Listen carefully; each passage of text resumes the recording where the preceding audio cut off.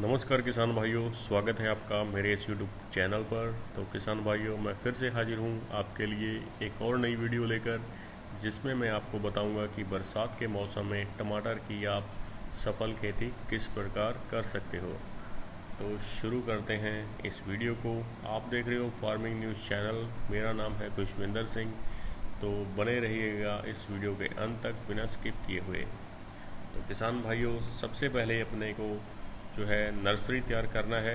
Nursery तैयार करने के लिए आपको जो है ये ध्यान रखना है कि आपकी जो नर्सरी जिस जगह पे लगा रहे हो या ज़मीन में लगा रहे हो, वो अपनी ज़मीन से 1 या 2 फीट ऊंची जगह होनी चाहिए। उसका कारण यह है कि अगर तेज़ बारिश होती है तो अपनी नर्सरी उसमें पानी में डूब ना जाए, अपनी जो नर्सरी है वो ख़राब ना हो जाए। इसके लिए अपने को उन क्यारियों को थोड़ा ऊंचा रखना है। जो अपने को नर्सरी लगाने के लिए बीज दर चाहिए, वो लगभग अपने को 50 से 80 ग्राम प्रति एकड़ के हिसाब से लेना है।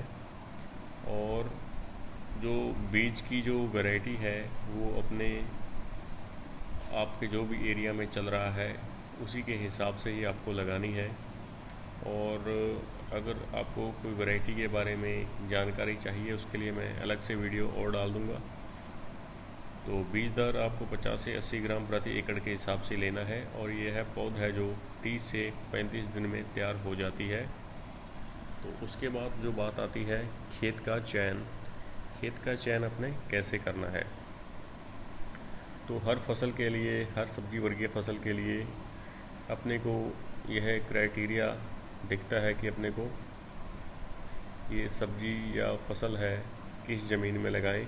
उसके लिए एक वैज्ञानिक प्रमाणित मापदंड होता है, जिसके लिए अपने को जो ज़मीन का, मिट्टी का पीएच मान होता है, लगभग 7 से 8.5 पीएच मान के बीच होना चाहिए। और मिट्टी है जो अपनी ज़मीन उपजाऊ होनी चाहिए, क्योंकि ये जो टमाटर की फसल है थोड़ा लंबे समय तक चलती है।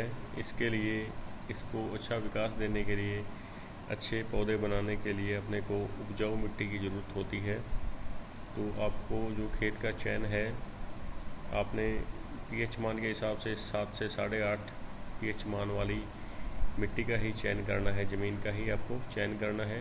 आप इसे रेतीली मिट्टी में, बलुई दोमट मिट्टी में और साधारण मिट्टी में भी आप इसे लगा सकते हो। तो इसके बाद जो बात आती है खेत की तैयारी की, तो खेत की तैयारी में आपको मिट्टी पलटने वाले हल से 2-3 बार गहरी जुताई करनी है।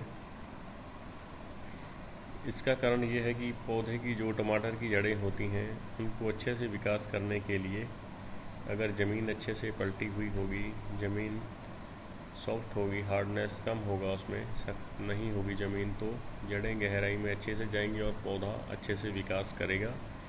तो इसमें आप 3 से 4 ट्राली सड़ी गोबर की खाद डालनी है आपको। और इसके अलावा आपको पोटाश और फास्फोरस की मात्रा भी डालनी है।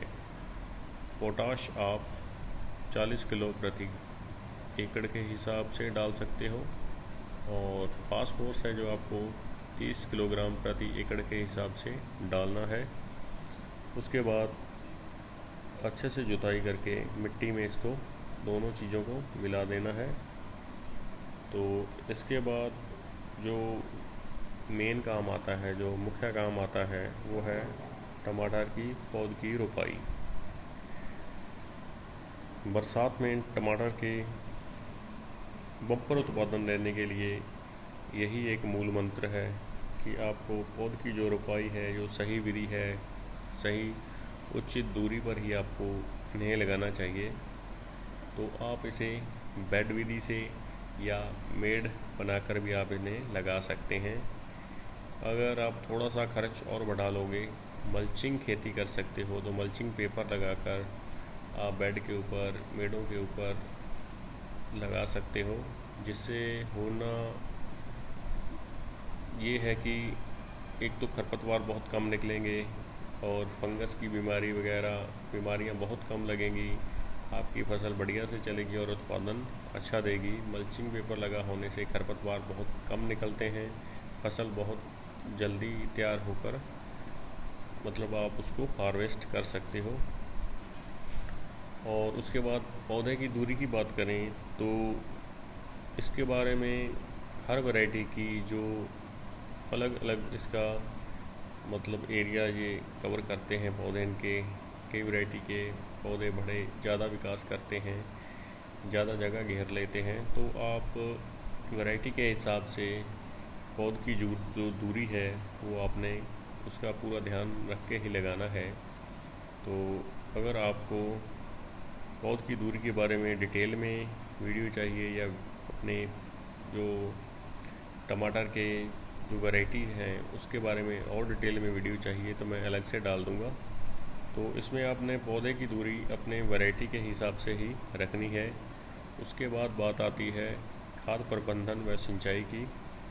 तो खाद प्रबंधन व सिंचाई में देखें तो सबसे पहला काम निराई गुड़ाई का आता है। इसमें निराई गुड़ाई का आपने बहुत विशेष ध्यान रखना है। पौधों के साथ मिट्टी लग जाती है और खरपतवार जो निकल जाते हैं, जो अपने खाद वगैरह डालते हैं, उनका असर सीधा पौधे को मिलता है, ना कि खरपतवार को।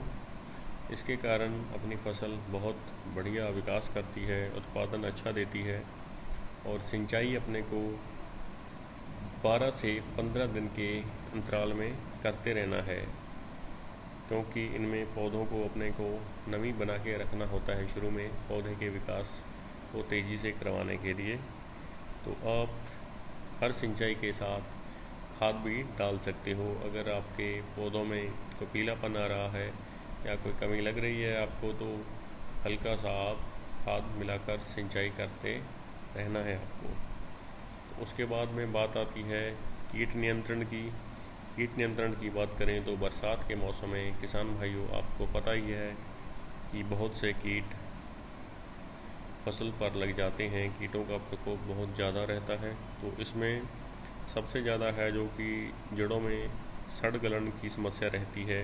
सफ़ेद मक्खी, सफ़ेद मच्छर आदि देखने को अपने को मिलते रहते हैं। इसलिए अपने को समय समय पर खेत में ध्यान रखना है और उसी के बीमारी के कीटों के हिसाब से अपने को उन पर नियंत्रण करना है और कीटनाशक करते रहना है। तो इस प्रकार थे ये अपनी पूरी वीडियो में आपको टमाटर की खेती में पूरी विस्तार से आपको बता दिया है। नर्सरी तैयार करने से लेकर अपने को कीटों के नियंत्रण तक का पूरा आपको विस्तार से बता दिया है। तो आप सभी किसान भाइयों से यही रिक्वेस्ट है कि मेरे इस चैनल को ज़्यादा से ज़्यादा सपोर्ट करें, मेरे इस वीडियो को लाइक करें, शेयर करें, कमेंट बॉक्स में जाकर आप कमेंट भी करें। अगर मेरे वीडियो में या मेरी जानकारी में कोई कमी है तो आप मेरे को सुझाव दें और मेरे इस चैनल को सब्सक्राइब करें। आपको इसी प्रकार और भी वीडियो लगातार इस मेरे चैनल पर मिलती रहेंगी। तो बाय बाय किसान भाइयों, मिलते हैं अगली वीडियो में।